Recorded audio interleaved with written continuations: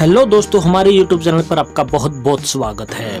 हरियाणा की नायब सरकार ने अपने 100 दिन पूरे कर लिए हैं। नायब सरकार के 100 दिन पूरे होने के बाद से उनके कार्यों को लेकर चर्चाएं हो रही हैं। हाल ही में मुख्यमंत्री नायब सिंह सैनी ने मंत्रिमंडल के साथ बैठक की थी और इस दौरान कई मुद्दों पर चर्चा की गई। कई महत्वपूर्ण फैसले लिए गए और कई पर मोहर भी लगाई गई। और आज इस वीडियो के माध्यम से हम है जो नायब सिंह सैनी की जो 100 दिन की सरकार पूरी हो चुकी है उसमें लिए गए महत्वपूर्ण जो आपके बिल्कुल टॉप के आपके 10 महत्वपूर्ण मुद्दे आपके रहने वाले हैं, या फिर यूं कहें कि 10 महत्वपूर्ण कार्य जो रहने वाले हैं, बड़े फैसले जो रहने वाले हैं, उनके बारे में है जो इस वीडियो में है जो पूरी रूप से है जो चर्चा की जाएगी। 100 दिन के कार्यकाल में नायब सिंह सैनी नायब सरकार के जो है 10 बड़े फैसले हैं जो सामने आए हैं। तो सबसे पहले है जो फैसले की बात कर लेते हैं। मुख्यमंत्री नायब सिंह सैनी ने दूसरी बार हरियाणा के मुख्यमंत्री पद की शपथ लेते ही 25,000 युवाओं को नियुक्ति पत्र जारी कर दिया था। बता दें कि ये भर्ती विधानसभा चुनाव से पहले हुई थी, लेकिन इलेक्शन के चलते चुनाव आयोग ने है जो इस पर अपनी है जो रोक लगा दी थी। लेकिन नायब सिंह सरकार ने है जो नायब सिंह सैनी जी ने है जो दूसरी बार शपथ लेते ही 25,000 युवाओं को है जो उनके है जो नियुक्ति पत्र है जो जारी कर दिए थे, यानी कि उनके रिजल्ट है जो जारी कर दिए थे। इसके बाद देख लेते हैं कि दूसरा बड़ा फैसला क्या लिया गया था।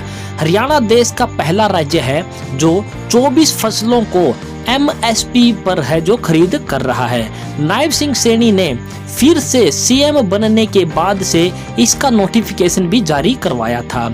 इतना ही नहीं, फसल बेचने के 48 घंटे के अंदर किसानों को उनका पैसा है जो उनके खाते में भेजने का जो कार्य है वो हरियाणा सरकार की नायब सिंह सरकार द्वारा है जो किया जा रहा है। और हरियाणा सरकार एक पहला राज्य देश का ऐसा बन चुका है जो 24 फसलों को है जो उसकी MSP पर, यानी कि मिनिमम जो उसका है प्राइस होता है उस पर है जो खरीद है जो सरकार द्वारा है जो की जाती है। इसके बाद बात कर लेते हैं कि सरकार का तीसरा है जो सबसे महत्वपूर्ण आपका जो मुद्दा आपका क्या रहने वाला है। हरियाणा में बीजेपी की तीसरी बार लगातार सरकार बनने के बाद पहली कैबिनेट बैठक में CM सैनी ने प्रदेश भर के सभी अस्पतालों में फ्री डायलिसिस की सुविधा देने का जो फैसला किया था। नायब सरकार के इस फैसले के बाद से हरियाणा फ्री डायलिसिस की सुविधा देने वाला है जो पहला राज्य है जो देश का बन गया है। यानी कि भारत के जितने भी राज्य हैं रहने वाले हैं उनमें से भारत में है जो हरियाणा एक पहला ऐसा राज्य है जिसमें सभी अस्पतालों में, सरकारी अस्पतालों में फ्री में जो डायलिसिस की बीमारी जो रहती है उसकी सुविधा देने वाला पहला राज्य है जो भारत का बन चुका है। नंबर 4 पर बात कर लेते हैं। दूसरी बार मुख्यमंत्री बनने के बाद 100 दिन के अंदर CM सैनी ने एक और बड़ा फैसला लिया है। हरियाणा में हर घर हर गृहिणी योजना के तहत नायब सरकार है जो 13 लाख गरीब महिलाओं को 500 रुपए में है जो सिलेंडर दे रही है। प्रदेश सरकार इस योजना का लाभ है जो कुल है जो 52 लाख परिवारों को है जो देने वाली है। और ये बहुत बड़ी है जो एक घोषणा या फिर एक योजना रहने वाली है जिसके अंतर्गत जो गरीब परिवार है जिनकी आय 1,80,000 रुपए से कम है उन सभी परिवार की महिलाओं को 500 रुपए में, मात्र 500 रुपए में है जो गैस सिलेंडर की सुविधा है जो प्रदान कर रही है।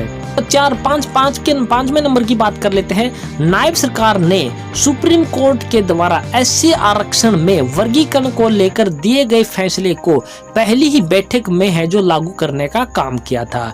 यानी कि जो सुप्रीम कोर्ट हमारा रहने वाला है उसने एक फैसला दिया था कि राज्य सरकारें चाहें तो अपने आरक्षण में से अन्य जो पिछड़ी हुई जातियां हैं उनको है जो अपना आरक्षण दे सकती है।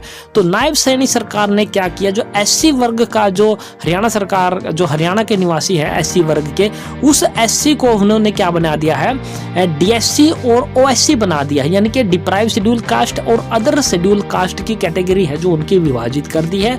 तो यह जो काम किया है, जो पहली ही बैठक में है जो इसको लागू करने का काम है जो हरियाणा की नायब सिंह सरकार द्वारा है जो कर दिया गया है। इसके बाद छठे नंबर की बात कर लेते हैं।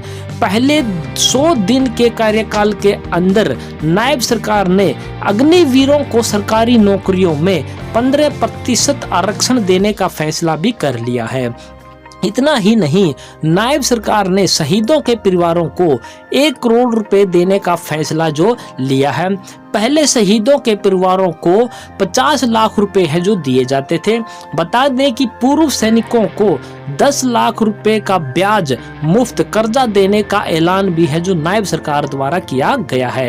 यानी कि जो अग्निवीर हमारे रहने वाले हैं, उनको अग्निवीर की जब वो अपनी नौकरी पूरी करके आते हैं और हरियाणा सरकार की नौकरियों में अगर वो अप्लाई करते हैं तो 15% का है जो अलग से है जो उनको कोटा दे दिया गया है कि 15% है जो अग्निवीरों की भर्ती की जाएगी।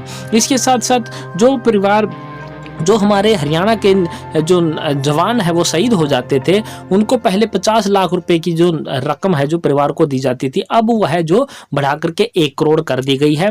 इसके साथ ही साथ जो पूर्व सैनिक जो हमारे रहने वाले हैं उनको 10 लाख रुपए का जो ब्याज मुफ्त कर्जा देने का ऐलान भी है जो सरकार द्वारा किया गया है। इसके बाद बात कर लेते हैं पॉइंट नंबर 7 की, जो कि नायब सरकार 100 दिन के कार्यकाल के अंदर ही हरियाणा कृषि भूमि पट्टा विधेयक 2024 विधानसभा में पास है जो करा चुकी है।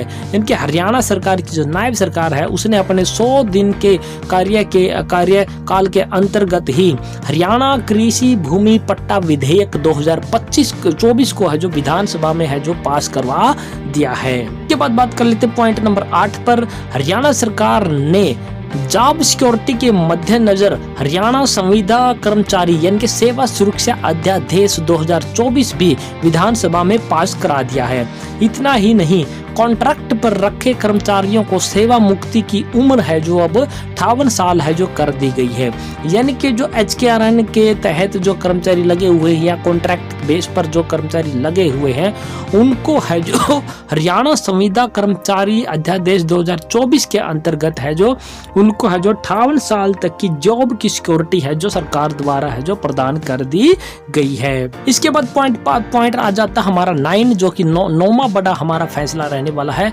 नायब सरकार ने अपने 100 दिन के कार्यकाल के अंदर एक और बड़ा फैसला लेते हुए हरियाणा के कर्मचारियों के लिए ग्रेजुएटी को 25% बढ़ा दिया है। अब इससे अब कर्मचारियों को 25 लाख तक ग्रेजुएटी मिल सकती है जो पहले 20 लाख की है जो मिलती थी। यानी कि 100 दिन के कार्यकाल में हरियाणा सरकार की सैनी सरकार ने है जो ग्रेजुएटी है जो कर्मचारियों को दी जाती थी वो 25% तक बढ़ा दी है। अब इससे क्या होगा, 25 लाख तक की ग्रेजुएटी कर्मचारियों को मिलेगी, जो कि पहले क्या है पर जो है 20 लाख है जो मिलती थी। अब अंत में बात कर लेते हैं जो 10वां बड़ा फैसला सरकार ने किया है।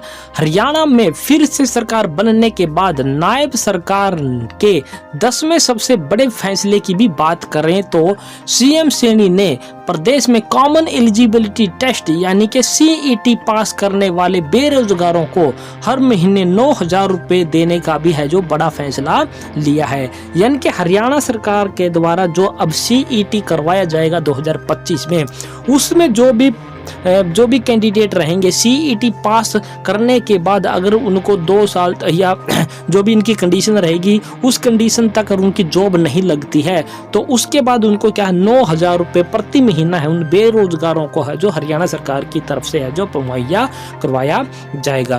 तो ये 100 दिन के कार्यकाल में नायब सैनी की सरकार ने है जो 10 बड़े महत्वपूर्ण फैसले हैं जो लिए हैं और उनके बारे में हमने इस वीडियो के माध्यम से संपूर्ण जानकारी है जो विस्तार से आपको है जो देने की कोशिश की है। और आशा करते हैं हमारे द्वारा दी गई जानकारी पसंद आई होगी। पसंद आई तो हमारे चैनल को आपने क्या कर देना, सब्सक्राइब कर देना है। सब्सक्राइब करने के साथ साथ वीडियो को अपने दोस्तों मित्रों के साथ आपने शेयर जरूर कर देना है। तो जय हिंद, जय भारत दोस्तों।